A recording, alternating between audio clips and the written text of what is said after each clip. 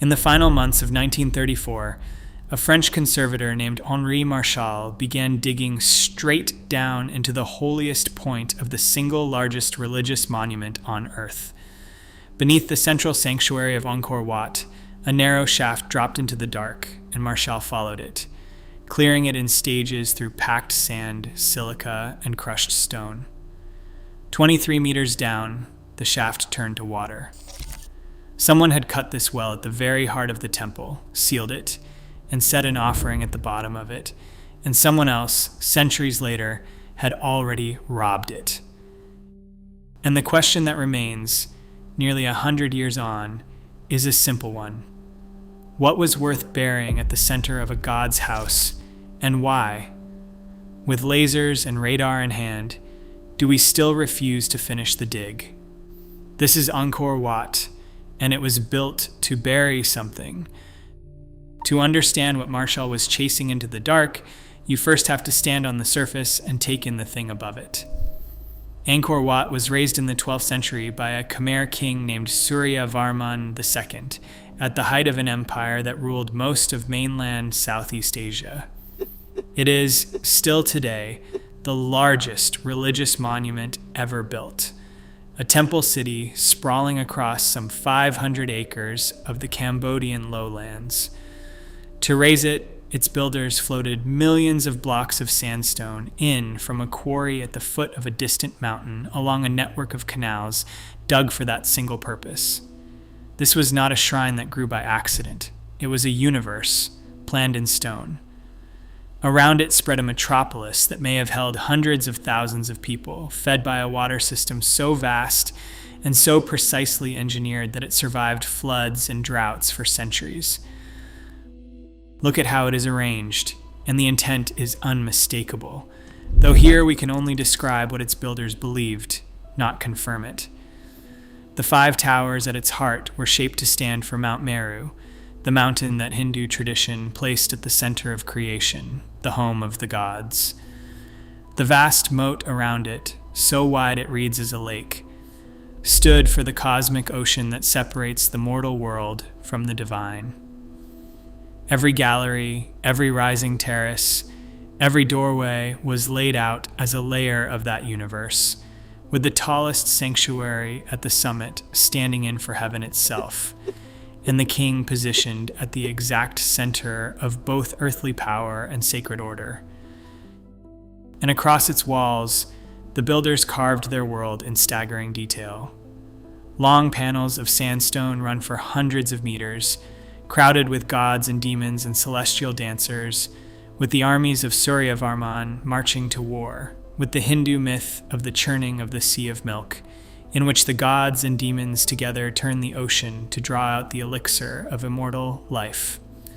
How such precision was achieved with the tools of the 12th century remains, honestly, a matter scholars still debate.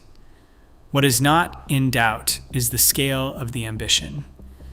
This was a declaration cut into stone that the empire which raised it was not merely powerful, but eternal. Now hold one detail against all of that grandeur, because it is the first quiet strangeness in this story. Almost every great temple at Angkor faces east, toward the rising sun. Angkor Wat does not. It faces west, toward the place the sun goes down, and in the tradition of these people, west was the direction of death, and the direction of the god Vishnu, to whom the temple was dedicated. Some scholars read nothing unusual in it. Others believe that orientation is a clue, that this was never only a house of worship, but something closer to a tomb, dressed as a heaven. For more than a century, this monument has been measured, mapped, photographed, and walked over by more people than almost any ancient site on Earth. Every carving has been cataloged, every moat has been sounded. And for most of that time, scholars believed they were looking at a finished thing, a single grand design raised once and left standing. They were wrong. Angkor Wat had been hiding its own history, buried in the ground beneath the very stones the tourists cross, and it would take a beam of light fired from a helicopter to begin to drag it back into the day. Return now to the shaft that Marshal was clearing, because to understand why anyone dug a well into the heart of a temple, you have to understand what the Khmer placed at the center of their sacred buildings. It was their custom to lay a consecration deposit at the very core of a temple, directly beneath the point where the god would stand. Small, precious things, buried to sanctify the ground and to anchor the whole structure to the divine, the way, in their belief, a spark of holiness might charge the stone above it. Every great temple at Angkor is thought to hold one of these deposits somewhere in its foundations. The one beneath Angkor Wat lay at the bottom of that vertical shaft, sunk below the highest sanctuary, the most sacred space in the entire complex. Marshall dug for it in stages from the middle of 1934 into the following year, working down through layers of sand and silica and crushed stone that had been packed into the well deliberately. Somewhere past 13 meters, he struck a block of laterite and kept going. The deeper he went, the wetter the shaft became, until near the bottom, more than 20 meters down, it turned to standing water. And when he finally reached the base of it, the great disappointment was already waiting. The deposit had been robbed. Whatever wealth had once been sealed here had been carried off centuries earlier by someone who knew exactly where to look. But it had not been emptied completely. Set into the shaft, well above its floor, Marshal found what the looters had missed: 2 thin circular sheets of gold leaf and fragments of crystal, the modest survivors of the temple's original consecration. After all that digging, that was the treasure at the center of the largest religious monument on Earth. 2 leaves of gold and some broken crystal, and a well full of sand and water. And that absence opened a question that has never been settled. Because the deposit is not the only thing scholars expected to find down there. Angkor Wat was Suryavarman's state temple, the axis of his reign, and there are those who argue it was meant to be more than that. They point to the westward orientation, that deliberate turn toward the direction of death and toward Vishnu, and they argue this temple was designed as the king's own mausoleum, the place where his ashes would rest at the center of the universe he had built. In that reading, the shaft is not merely a foundation, it is the throat of a tomb, and the king himself may once have lain at its heart. Honesty requires the other side of it, though. Many researchers see nothing funerary here at all. A consecration shaft with a gold deposit is standard for a Khmer temple, they point out, present in structures no one calls a grave. No human remains were ever recovered from the well. No inscription names it a tomb. The gold and crystal Marshall found are exactly what you would expect to sanctify any sacred building, funerary or not. The truth is that no one can say with certainty whether a king was ever buried beneath these stones or whether the shaft only ever held an offering to the gods. So the deepest point of Angkor Wat was reached, examined, and left more mysterious than before. The treasure was gone, the question of the tomb hung open, and the matter seemed closed for lack of any way to see further. And then, 80 years after Marshal climbed out of that flooded well, a machine in the sky found what no shovel ever had. For 100 years, the trouble with Angkor was not a lack of interest, but a lack of sight. The temples had been mapped and measured, but the land around them, the fields and roads and neighborhoods, where the living city had actually stood, lay buried under dense tropical forest that no survey on foot could ever fully penetrate. To walk, it was to see almost nothing. The jungle had swallowed the evidence, and for decades, archaeologists could only guess at the shape of the metropolis that must once have surrounded the stone. Then, in 2012, a team led by the archaeologist Damien Evans, working alongside Roland Fletcher on the Greater Angkor project, tried something new. They mounted an instrument called LiDAR to the skids of a helicopter and flew it in tight lines back and forth across the canopy. LiDAR works by firing rapid pulses of laser light down at the ground, hundreds of thousands of them, and measuring precisely how long each takes to bounce back.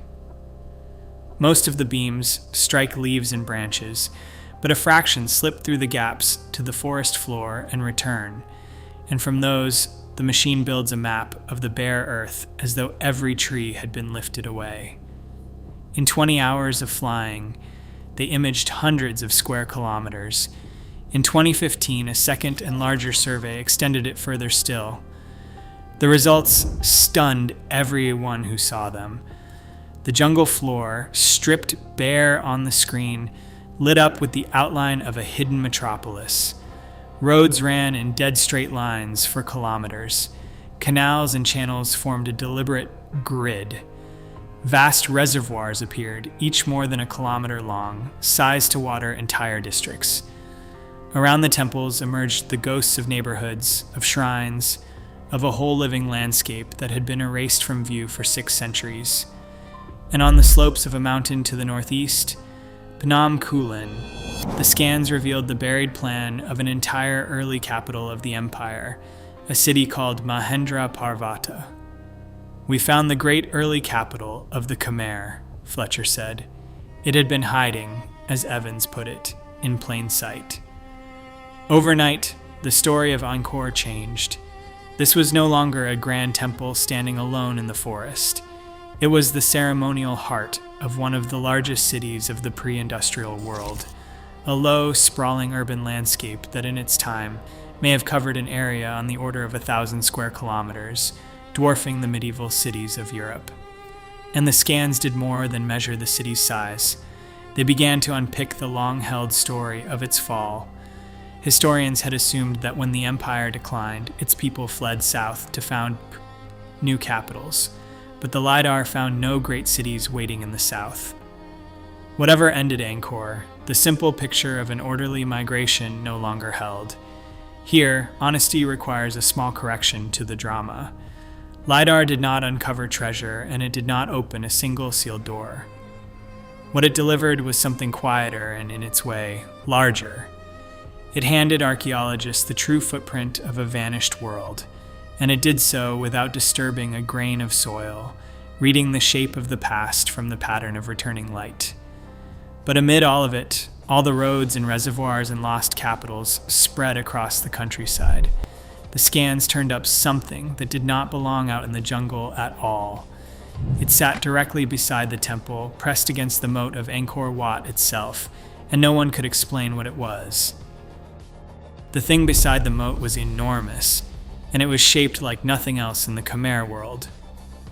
Just off the southern edge of Angkor Wat, the scans traced a structure of raised earth measuring more than 1,500 meters by 600, and within it, a series of vast rectangular coils, banks of sand some 18 meters wide separated by channels of about 12, wound into spirals across the ground. "This is the most striking discovery associated with Angkor Wat to date," Fletcher said, "and it has, as yet, no known equivalent anywhere in the Angkorian world. Nobody had ever seen it, because from the ground, it is almost impossible to make out." It took a beam of light from the sky to reveal that the temple had a giant, coiling neighbor, and when the archaeologists walked the spirals they had found on the screen, searching the channels for any sign of the people who made them, they found nothing at all. No pottery, no tools, no debris of daily life. The banks were archaeologically sterile, clean sand, raised into a mile-long pattern, and then, it seems, barely used. The coils appear to have been functional only for a brief stretch in the middle of the 12th century, and some researchers suspect the whole design was never even finished. What it was for, no one can say. Perhaps raised gardens to grow herbs for temple ritual. Perhaps a pattern that carried some meaning now lost to us entirely. A mile of deliberate spirals, built at the foot of the greatest temple on earth, and left empty. But the stranger revelation was not beside the temple. It was underneath it. Turning ground-penetrating radar and careful excavation on the temple's own enclosure, the team found the buried remains of towers, 8 of them, sandstone and laterite structures that had been raised on the western side during the building of Angkor Wat and then torn back down. Just inside the outer western gate, they uncovered the foundations of 2 large cruciform buildings, their footprints matching the shrine towers that still stand within the main temple. These too had been demolished and then deliberately buried beneath the enclosure wall and the causeway that visitors walk across to this day. Sit with what that means. The builders did not simply raise Angkor Wat in a single act. They began it, changed their minds partway through, tore down whole towers they had already built, and entombed the wreckage inside the very foundations of the finished temple. The monument the world came to worship was raised on top of an earlier version of itself, one that was unmade and hidden so completely that it vanished for 800 years. Angkor Wat had swallowed its own past. The perfection tourists photograph is a second draft, standing on the buried bones of the first, and the temple was not done changing even then.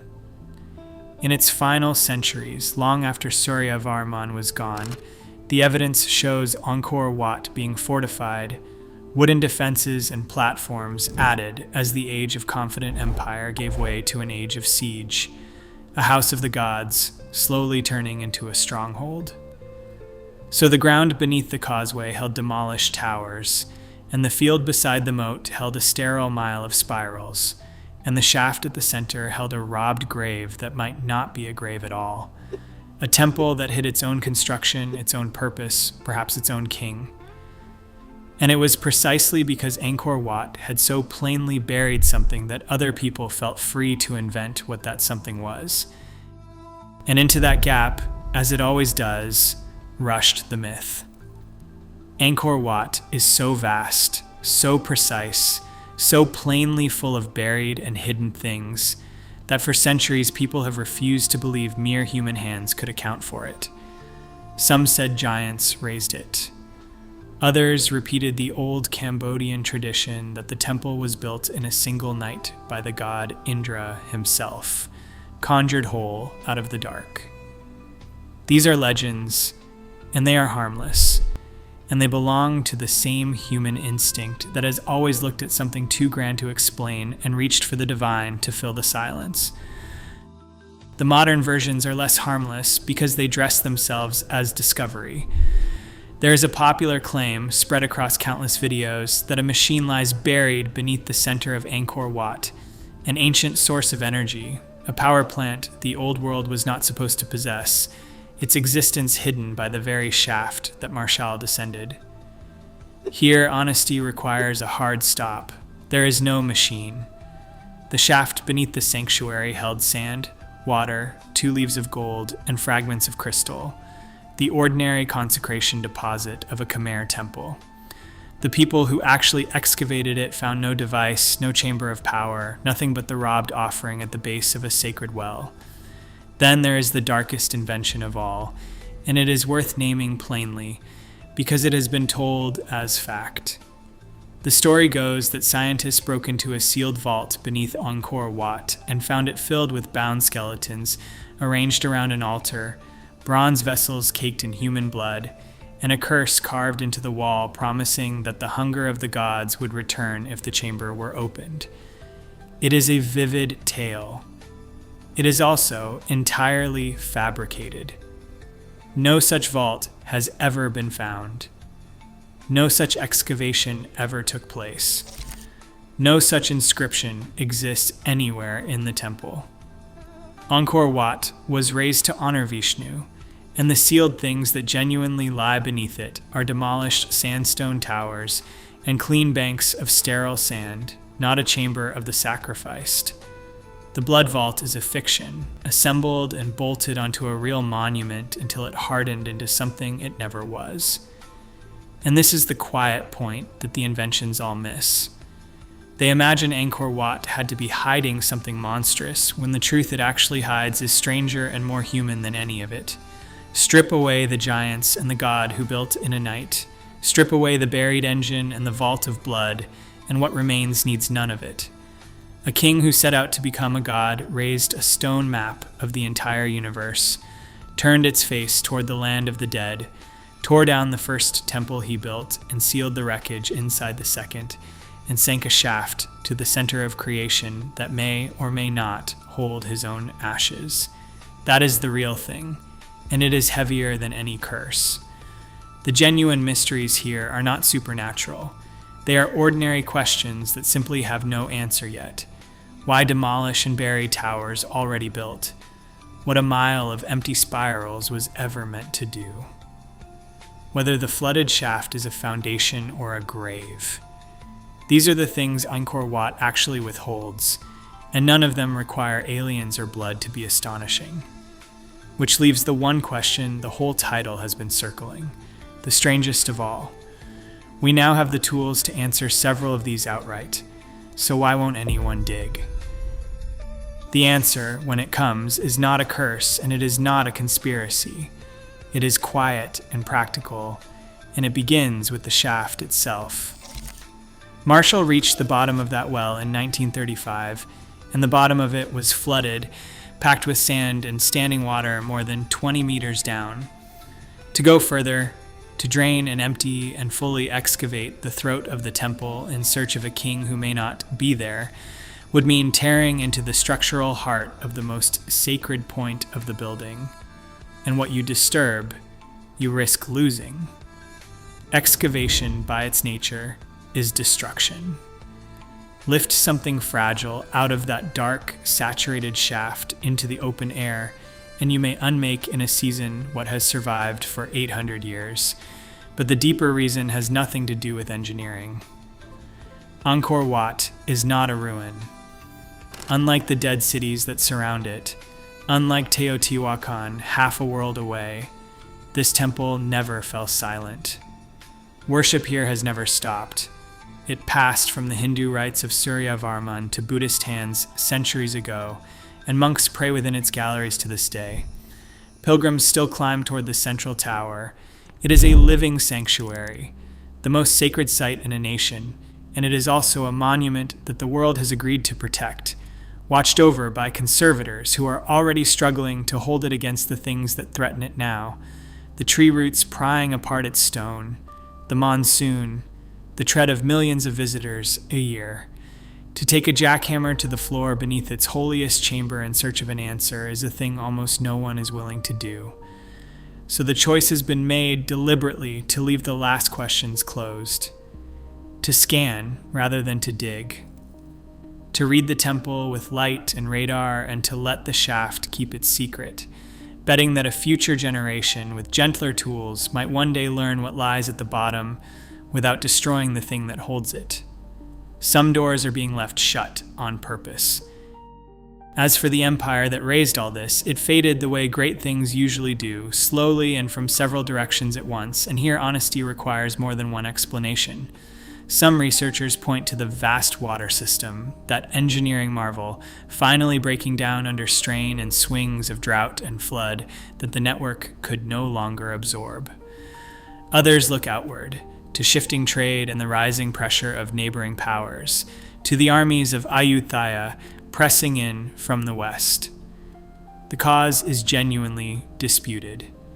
But note the difference from so many ancient stories. Angkor was never truly abandoned. The capital's power drained away. The jungle crept in over the streets and the reservoirs, and yet Angkor Wat itself remained, tended and prayed in, never fully surrendered to the forest. That is where the strangeness of this whole story settles. The people who built Teotihuacan vanished without a name. The Khmer did not vanish at all. Their descendants still live in the shadow of what their ancestors raised, still worship at its center, still cannot say for certain what lies at the bottom of its deepest shaft. The monument was never lost. Only its heart was sealed. And after nearly 900 years, the ones who inherited it have decided, for now, that the seal should hold, and that the thing at the center of the world can wait a little longer to be known. So consider what these people actually did. A king who set out to become a god raised the largest temple on earth, turned its face toward the land of the dead, and tore down the first shrine he built to bury it inside the second. He sank a shaft to the center of that stone universe and sealed an offering at the bottom. And to this day, no one can say whether his own ashes rest beside it. Then his descendants kept the flame burning for 900 years, without ever learning what lay beneath their prayers. And now modern science stands over that flooded shaft, holding lasers and radar, every tool it would take to finally know, and it chooses to wait. So I will leave the question with you. Should we drain the shaft and finish what 1934 began, or should some things stay buried? Until next time, keep exploring.